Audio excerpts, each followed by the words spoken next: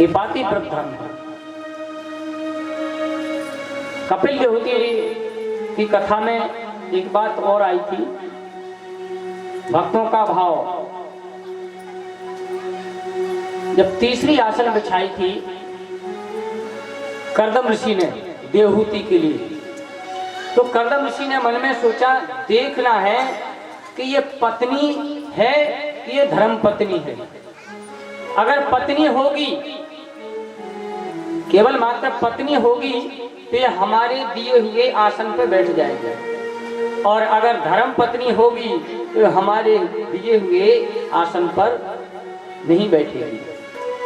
तो एक पत्नी होती है और एक धर्म पत्नी होती है। तो धर्म पत्नी कौन? बोले जो मनमानी करे, जो अपनी मनमानी करे वो तो केवल मात्र पत्नी है।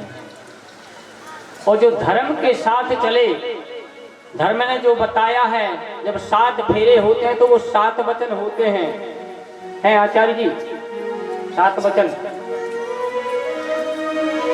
पांडे जी कहाँ गए आज?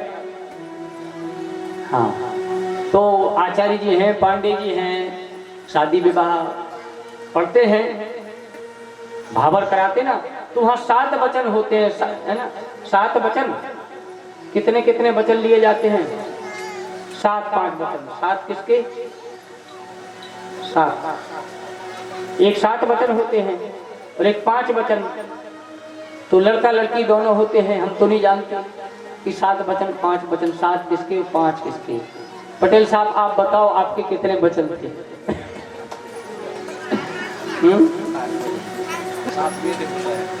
7 वचन। चलो 7 हैं या 5 हैं, 5 हैं या 7 हैं।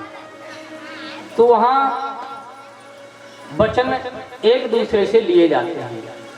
वो वचन जो होते हैं वो धर्म संगत होते हैं। जब वो धर्म संगत वचन दिए जाते हैं, अग्नि को साक्षी मान करके फेरे लिए जाते हैं, वहीं बनती है धर्म पत्नी। और इतना सब कुछ होने के बाद रिश्ते नातेदार बैठे रहते हैं, सबके साथ वचन दिए जाते हैं एक दूसरे को, और अग्नि के समक्ष और देवी देवताओं का, गौरी गणेश आदि का, नवग्रह आदि का आवाहन होता, वो भी विराजमान होते हैं। इन सब के सामने वचन देने के बाद भी वो 7 वचन अगर जीवन में ना निभाए तो फिर वो मूर्खता हो गई, वो अज्ञानता हो गई। 7 वचन, अगर वो 7 वचन के साथ आप जीवन व्यतीत करते हैं तो आप धर्म पत्नी हैं, अन्यथा पत्नी। अगर आपने मनमानी चलाई अपने मन से सब कुछ, तो पत्नी रह गई। प्रेम से बोलो जय श्री कृष्ण।